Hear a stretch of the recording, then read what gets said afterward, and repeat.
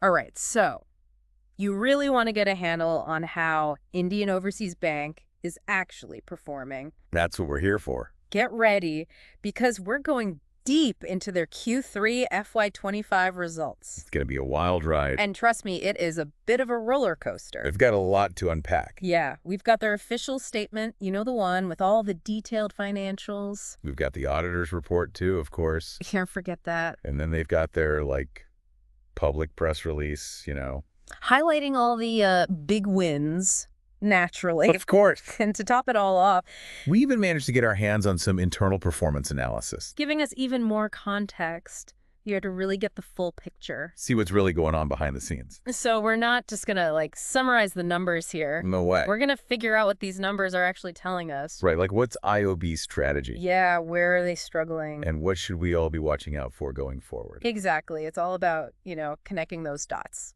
Seeing the bigger picture. Understanding what it all means for IOB and, well, for investors too, right? Absolutely. Okay, so let's jump into that big picture. The press release, they're leading with this, huge jump in net profit. Yeah, a whopping 20.89% this quarter. That brings them to, 874 crore. It's going to sound good to investors, right? Right. Sounds like they're totally killing it. Yeah, but hold on a sec. Why did I put that into context? What do you mean? Is this normal for Indian banks right now? This quarter, you mean? Yeah, are their competitors also seeing similar gains? Or is IOB, way ahead of the pack? I see. So we need to compare their performance to, the broader market trends. Yeah, exactly. Don't get too excited just yet, right? Okay, well, how about their asset quality then? IOB is making a big deal about this. Oh, yeah, that gross NPA ratio Dropping to 2.55%. is 3.90% a year ago. So that's a pretty significant drop. It is, yeah.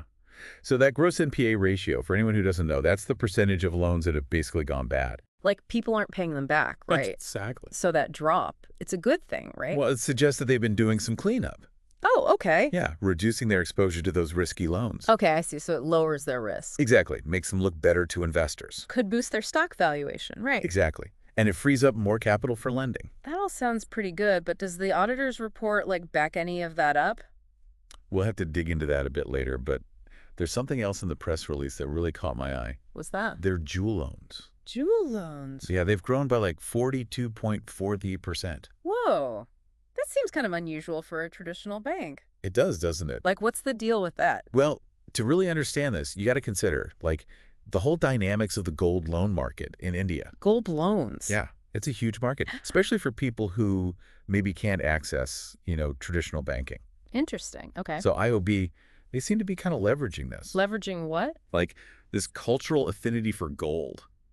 That's clever. Right. They're tapping into a potentially lucrative niche market. Okay, so they're taking a calculated risk, going after the segment maybe other banks are overlooking. Yeah, something like that. But how about digital innovation? I mean, are they really innovating like they say they are? In the press release, you mean? Yeah, it's full of buzzwords. Tab banking, Aadhaar-based face authentication, a new app. They're trying to sound trendy for sure. So are they actually leading the pack in the digital space or just trying to catch up? Well, we need to see if these efforts are translating into actual financial gains. Yeah, is there any data to back that up? Exactly. And that's where the lack of certain metrics in their reporting, like digital revenue, makes you wonder. So we're not totally convinced they're, at the forefront of digital innovation. Yeah, there's definitely more to this story there. But what about their security? Are they actually doing enough to protect themselves and their customers? That's a huge question these days, especially with all the data breaches happening. And speaking of vulnerabilities, the auditor's report, it flags some concerns. Oh, yeah. Those deferred tax assets and disputed tax liabilities. That sounds kind of worrying, right? It's definitely worth looking into. What does that even mean? And should investors be concerned? So a deferred tax asset, and bear with me here, it's basically like a credit. A credit. Yeah, a company can use it to lower their tax bill down the line. Okay, I'm following so far. But the catch is they can only use this credit if they make enough money in the future to actually owe taxes. So if their profits tank, those assets aren't worth much. Exactly. And the auditor's report is basically saying, hey, IOB is holding a lot of these deferred tax assets. How much are we talking about? A hefty 4,040,438.92 lakhs. Wow, okay. And what about those disputed tax liabilities? What's the deal with those? Well, that happens when a company and the tax authorities disagree on how much tax is owed. So IOB's saying they don't owe as much as the government says they do. Exactly. And the report highlights its significant disputed income tax liability of 13,055,973.86 lakhs. And an indirect tax liability of 1,445,499.93 lakhs. Yeah, some serious numbers there. Okay, so what happens if IOB loses those disputes? Well, they could end up owing a lot more than they're planning on. And that could hit their profitability, right? Potentially, yeah. But, the report also says that IOB is confident in their position. Okay, so they think they have a strong case. Yeah, they believe they have good grounds for appeal, So it's a wait-and-see situation. pretty much. Now let's move on to financial inclusion. IOB is making a big deal about this, their commitment to, making financial services more accessible, especially through these PMJDY accounts. Yeah, those accounts are meant to help bring unbanked individuals into the formal financial system. It sounds good, but is this just IOB being altruistic, or is there a business angle here for them? Well, it's interesting, isn't it? On one hand, it aligns with those broader social impact goals. Yeah, Government initiatives here in India. exactly. But on the other hand, serving this segment could actually be quite profitable. Really? Yeah, and could contribute to IOB's growth in the long run. So a win-win. Potentially. But are they actually making a difference or just paying lip service to this whole financial inclusion thing? Well, they have reported a significant increase in the number of PMJDY accounts opened. How many are we talking about? They've reached 85.89 lakhs as of December 2024. Wow. Okay, so they are opening accounts Yeah, and they're also running financial literacy programs. to help people understand how to manage their money. Exactly. And they're expanding their network, like in rural areas. So people in those areas have easier access to banking services. That's the idea. That all sounds promising, but are these accounts actually being used? Are they really helping people improve their lives financially? That's $1 million question. Right. Like, is this real impact or just a bunch of empty accounts? Well, the data shows that a lot of these PMJDY accounts are actually dormant. Really? So people open them but don't use them? Yeah, it seems that way. And while the overall balance in these accounts has grown, the average balance per account is still pretty low. So access is just the first step. The real challenge is getting people to use these accounts effectively. Exactly. And that takes a lot of work. Education, building trust, addressing any barriers people might face. So it's a long game. Definitely. It seems like IOB is trying to balance these profit-driven initiatives, like those jewel loans we talked about, with these more socially responsible efforts like financial inclusion. Yeah, it's a balancing act for sure. But how does their performance stack up when it comes to like ESG factors, environmental, social, governance? Well, like a lot of companies these days, IOB has put out statements about their commitment to, sustainability. And responsible business practices. Right. But the question is, are they just checking boxes or are they actually integrating sustainability into everything they do? Yeah, are they walking the talk or just greenwashing? That's what we need to figure out. So starting with the E, the environmental part, they're highlighting things like, energy efficiency. In their operations, right? Yeah. Reducing paper consumption and financing renewable energy projects. Trying to be eco-conscious. And they're also pushing electric vehicles. Oh, how are they doing that? They're offering specialized loan products for those. So it sounds like they're doing all the right things, at least superficially. Yeah, on the surface, it looked pretty good. But are they providing any real evidence to back these claims up?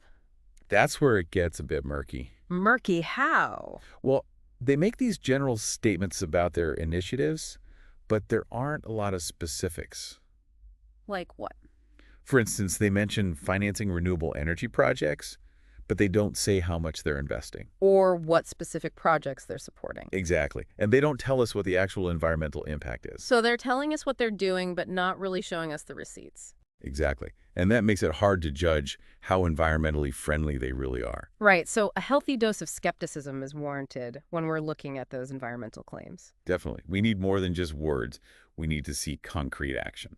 Okay, so let's move on to the S, the social aspect of their ESG performance. What are they highlighting here? Well, they're putting a lot of emphasis on their financial inclusion efforts, which we already talked about. Right, those PMJDY accounts. Exactly. They're also talking about employee well-being programs. Making sure their employees are happy and healthy. Yeah, things like that. And they're talking about supporting community development projects and promoting diversity and inclusion within their workforce. It all sounds great, but again, where's the proof? Are they actually measuring their progress on these social goals?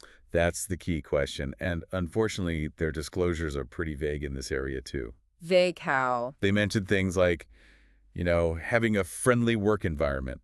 But that doesn't really tell us much. Right. And they talk about having a customer rights policy, but those are just general statements, not really measurable targets. So we don't know if they're actually putting these policies into practice. Exactly. And they also don't provide any data on employee demographics or specific steps they're taking to address issues like, say, the gender pay gap.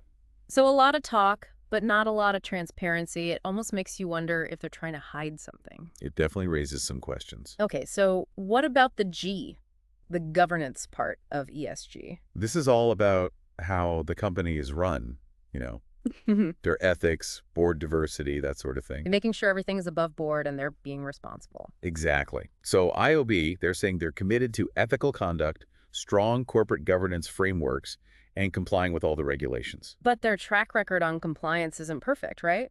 The auditor's report did mention those concerns. Yes, and when you look at the specifics of their governance practices, the details are really lacking. They don't tell us much about their board of directors. Like who's on it? Right.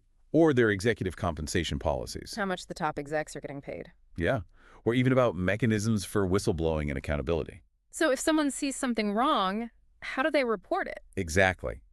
And without that information, it's hard to judge how strong their governance really is. So it seems like IOB might be trying to ride this ESG wave without actually putting in the hard work to make sustainability a core part of their business. It does seem that way. They may be treating ESG more as a PR strategy than a genuine commitment. And that's a shame because strong ESG performance can actually be really valuable for a company. Absolutely. It can boost their reputation, attract investors, manage risks, and even drive long-term growth. So for investors looking at IOB, it's a clear message. Don't just take their word for it on ESG. Right. Do your homework, dig deeper, and demand more transparency. Look for evidence that they're really putting those principles into action. Exactly.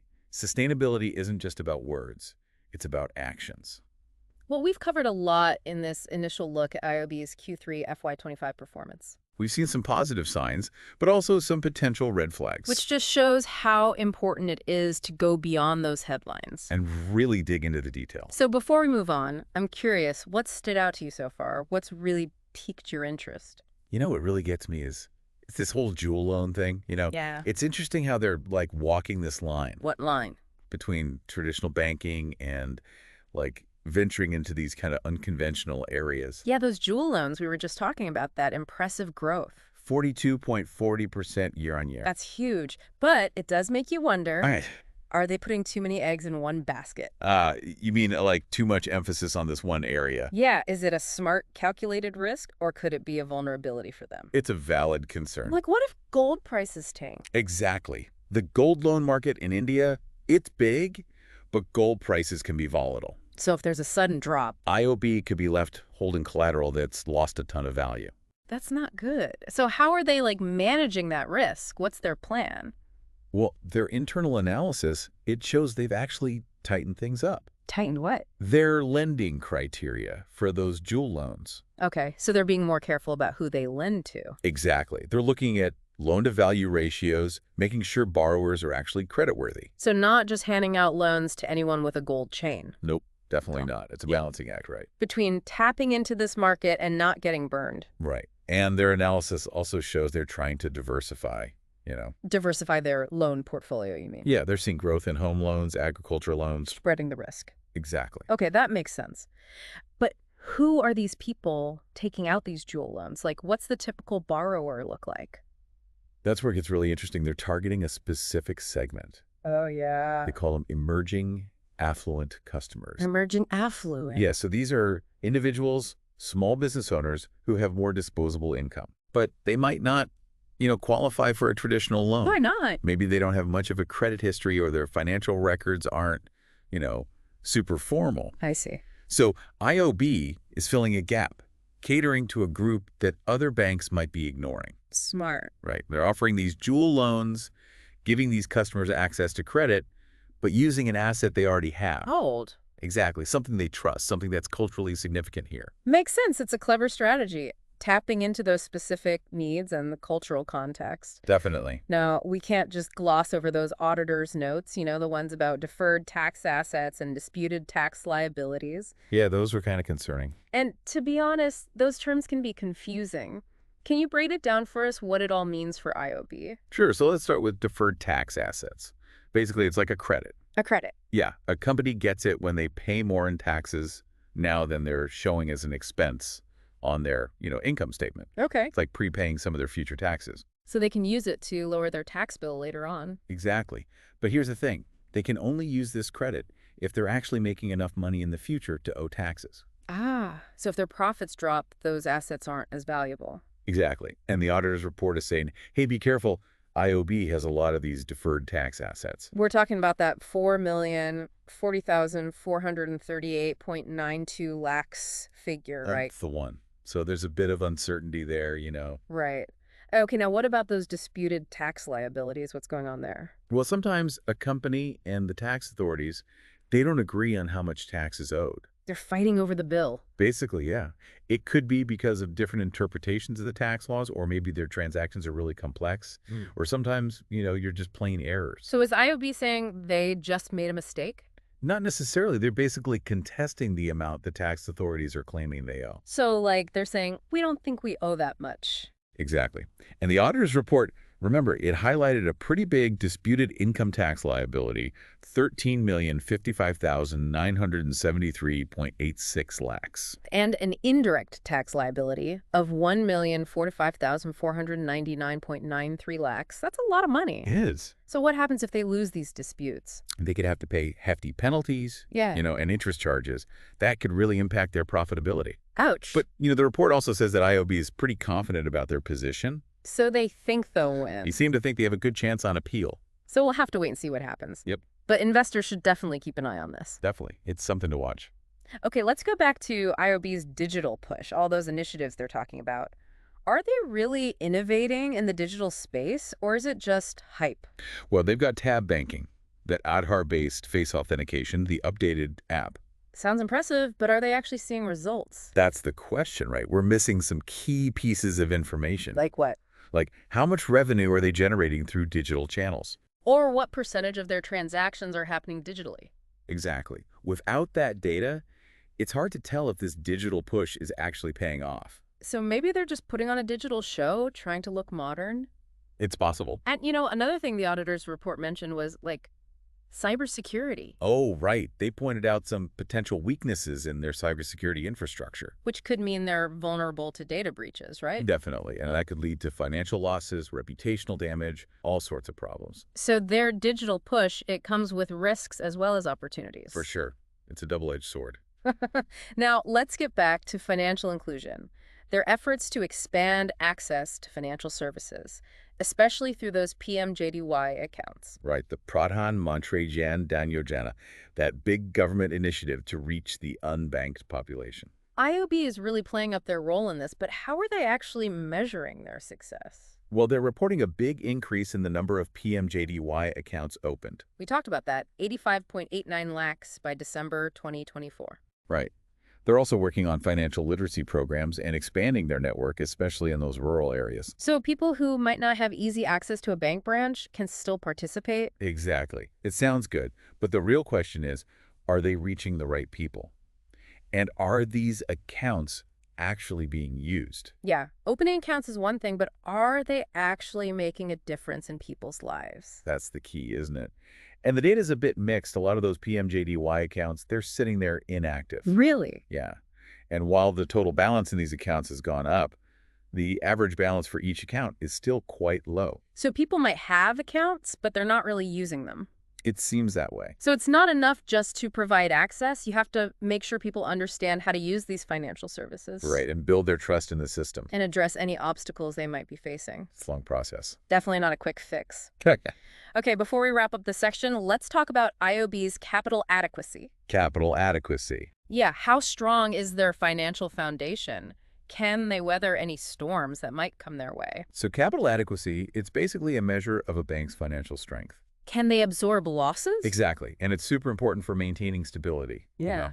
And for supporting future growth. So where does IOB stand on this? Their capital adequacy ratio, or COR, it's at 16.97% as of December 2024, Okay. which is a bit above the regulatory requirement. So they're meeting the minimum standards. They are, but we have to consider those potential problems we talked about earlier. You mean those tax liabilities and cybersecurity risks? Exactly. Those could really hurt their capital position down the line. So even though their CRR looks okay right now, those potential liabilities could eat away at their safety net. Right. It's something to keep in mind. And haven't they been raising capital recently? They have, through bond issuances, selling stakes in some of their subsidiaries. So they're trying to bolster their capital position. It seems that way. Hmm. But we need to understand those transactions. Yeah. Make sure they're actually beneficial in the long run. So even seemingly positive things need to be examined carefully. Always. Well, we've covered a lot of ground here, looking at IOB's strategy, the risks they're facing, their efforts to promote financial inclusion. What are your impressions so far? What's standing out to you?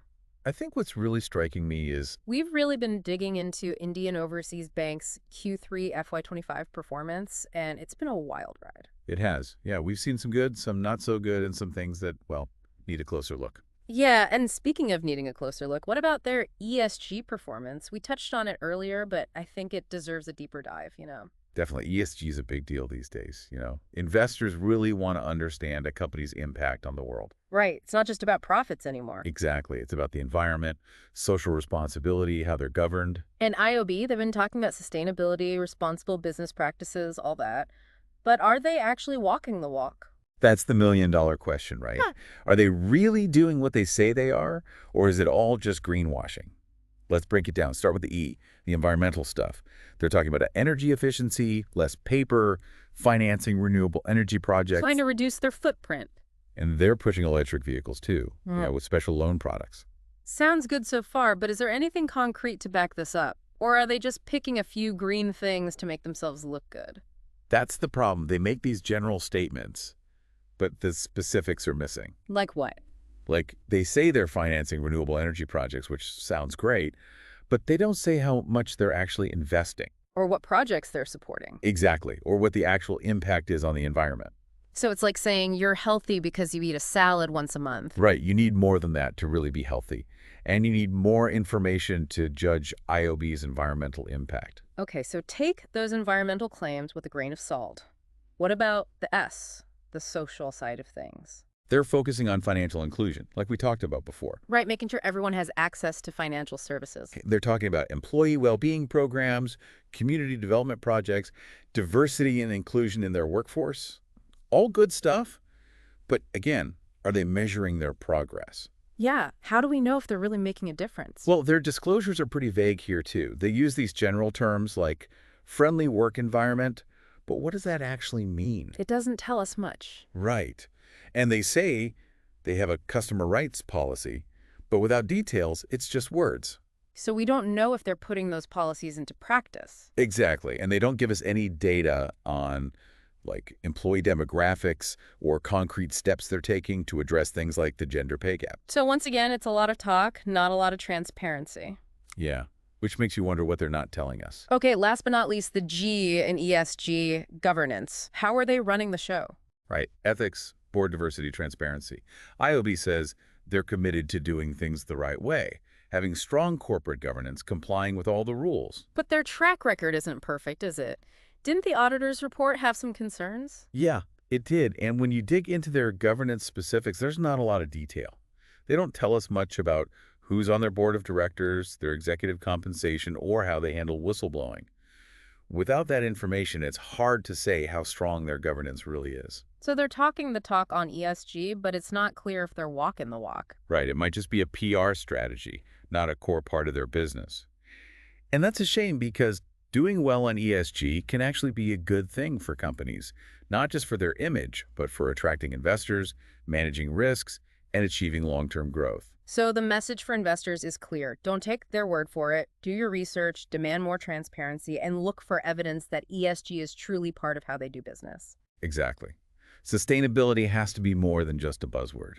It has to be integrated into everything a company does. Well, this deep dive into IOB's Q3 FY25 performance has been enlightening. It has. Yeah, they have some strengths, some areas for improvement, and some things that need further investigation. Exactly. It's a reminder that you can't just look at the headlines. You have to dig deeper, analyze the numbers, consider the risks, and understand what the company's actually doing, not just what they're saying. It's about connecting the dots, seeing the full picture. And on that note, we encourage everyone to keep exploring, keep asking questions, and keep learning.